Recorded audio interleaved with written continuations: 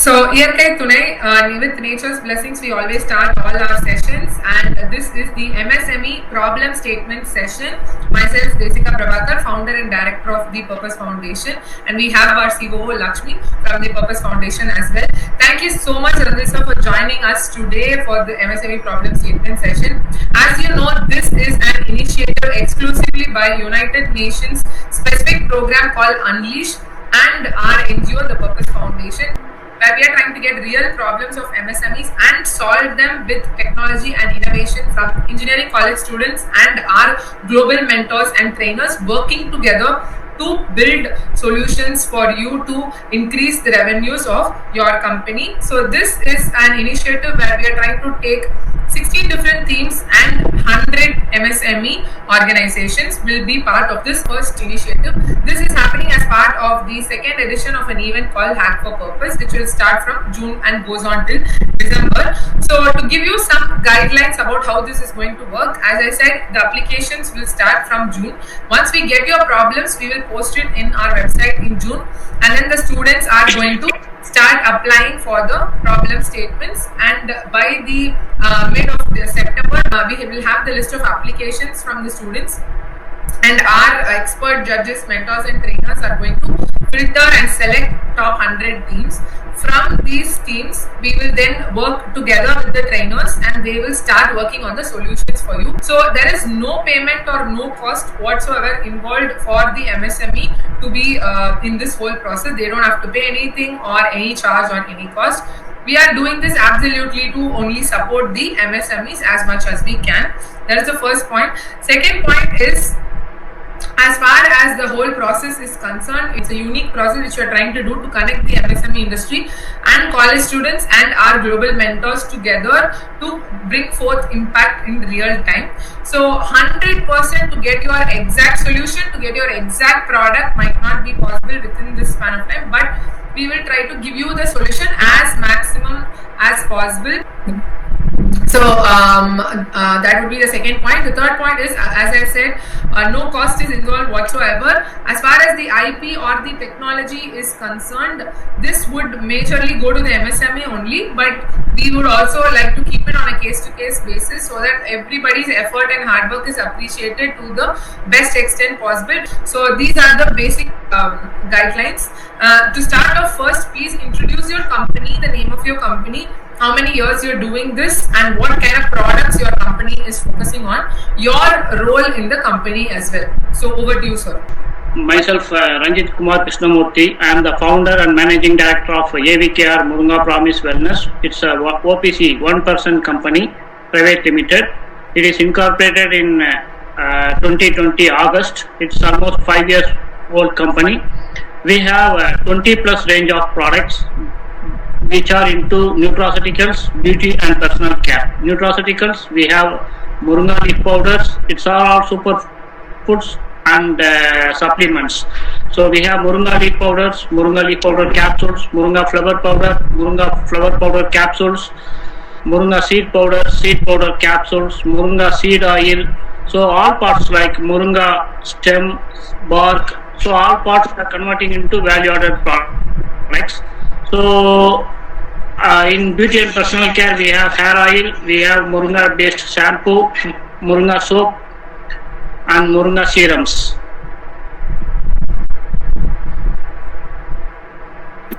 Thank you so much, sir. So about your role, what other divisions that you are taking care of currently in the company? I am the founder and director of AVKR Murunga Promise Wellness. I do the role of marketing role, and the technical part I am taking care. Okay, awesome, sir. So with that, we are going to the main part. As far as problem statements are concerned, in your production, as you said, you are doing more than 20 plus products with Moringa, and you are having a complete organic setup with 100% natural sourcing of Moringa, and then processing all of the different parts of the Moringa with different products in nutraceuticals, personal care and wellness and all of these products. So you must have the best manufacturing setup that is being in place. So what can we do to support this manufacturing, or any problems that you are facing which can be addressed, like any wastage, or if you need any increase in efficiency or to automate the process, how do we support you? Yeah, So the main problem which we have identified in this industry is like we do like 500 kgs of fresh leaves, Moringa fresh leaf. We harvest, we do leaf removing through a stripper, then we do washing, blanching. So what is the main issue is like when we do 500 kgs of fresh leaf, almost 1 ton of the stem and bark, which are the major part, the stem and bark, which is being wasted. That is becoming an agro waste. Like we just put it in the soil, so it takes almost 1 year to decompose. So I am finding an alternative to make this bark and stem as a bio manure or bio compost, or any extraction can be made out of it. So this is the major issue we are facing as of now. And another thing is we are using solar dryer. Solar dryer will take almost 6 to 8 hours to dry Moringa leaf from 82% of moisture to bring it to 5 to 8%. It takes almost 6 to 8 hours.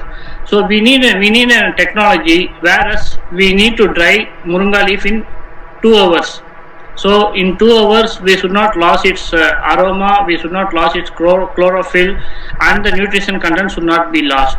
So we need a solution for both the things. One is converting the Moringa bark and stem to some value added products, and another aspect is drying. We need to have some efficient drying methods. So these are the two challenges and the bottlenecks we are facing as of now. Excellent, sir. I think you have put it very, very clearly, because first and foremost, the other stem and bark is also definitely valuable, and to find other sort of revenue from it is going to be a huge plus point. And the drying process which you mentioned, so to keep all the flavor, the aroma, everything intact, but within 2 hours to dry the whole of the now you're using solar dryers. Leaves, yes. Yeah. So after this particular cycle, like the stem and bark as well as the solar dryer, is there anything else in the powdering, or is there loss of the final product which you want to address, or anything else that you can think of? The rest of the thing, like the microbial and all, we have identified and we have rectified those in solar dryer. So only these two are the challenges as of now. Great, sir. Okay. The packaging, everything we have addressed it. Beautiful. Okay, sir. So in general about your whole industry, when you talk about agro and the wellness products that's coming out of agro industry, and to, in the perspective of agro waste, what do you think are the major challenges for the industry as a whole? Actually, like we have to have a good manufacturing and good agriculture package of practices. So when we say natural or when we say organic, so we have to follow these practices. Like if we are not following these practices, there will be pesticide residuals in the crop, there will be heavy metals, there will be microbials. So when we are doing good agriculture practices and good manufacturing practices, we can overcome these issues. So whoever is into food industry, whoever is into the nutraceuticals, they have to have a keen observation on these aspects. Yes, so the cultivation itself should be completely organic and pesticide free, so that down the line there is not much effects that are again transferred to the products that come out of it, as you rightly said. So as far as the agricultural practices, especially for Moringa is concerned, is there any alternative that you are looking for in the production, that is in the cultivation itself, or anything else that can speed up the process, any other products that can be involved there? Is there any technology requirement there? Yeah, Moringa is a sensitive crop. So what we are doing is we are growing Moringa in an isolated area. Like we are having cover crops. So in the boundary we are having cover crops, and we are having water bodies which whatever the flooding is happening, we are diverting the floods occurring in the nearby areas. So it is an isolated. So whenever there is any spraying happen, chemical spraying happen, so the cover crops will attract everything, and whatever the insects which are coming, which are harmful to Moringa, we are getting all those in the cover crops. So this is how we are managing in good agriculture practices, and we follow the traditional ways, like we follow the Panchagavya Jivamritam approach, we follow Namalwar practices, like we are not buying any pesticides or bioenzymes. So everything we are preparing on our own. So we are reducing the cost of the manufacturing cost is reduced, and we are giving the quality and the enriched product. Yes, so I think you have already practiced on isolating the crop and a lot of traditional practices like you mentioned. So that's why your output and yield is significantly high, and you're able to give a quality product. So that's great that you've already taken this part, sir. So with that, we will go to the final part of the session, talking about sustainability and what is Moringa's, Moringa Promise Wellness's goal on sustainability. What kind of initiatives you would like to take in the upcoming times on sustainable development goals? You can please let us know. Yeah, actually, Moringa is a carbon. What is it? Carbon footprint. Like 10 Moringa. So it will give an oxygen. It will give oxygen for 1 year. The human who we are consuming an oxygen. So 10 Moringa trees will give an oxygen. Another thing is, when we plant Moringa, the ecosystem actually, the pollution, everything will get reduced.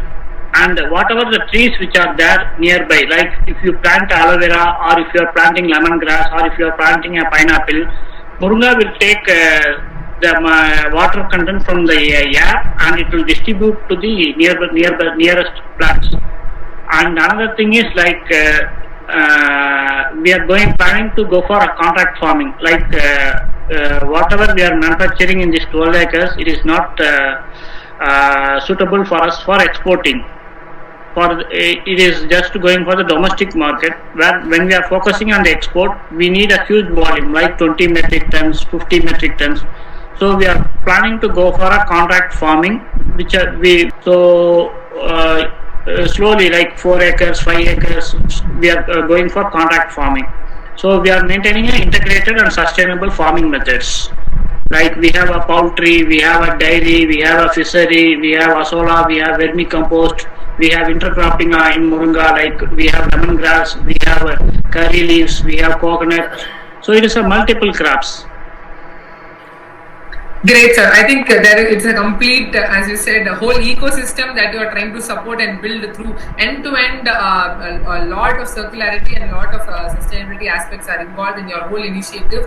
We are super thankful for you to take this journey and take such amazing products to all of us, and how organic and how authentic and very genuine that your products are, and the whole of the process. Whatever we can do to support and make sure that there is more efficiency and more productivity for you, definitely we will take that journey.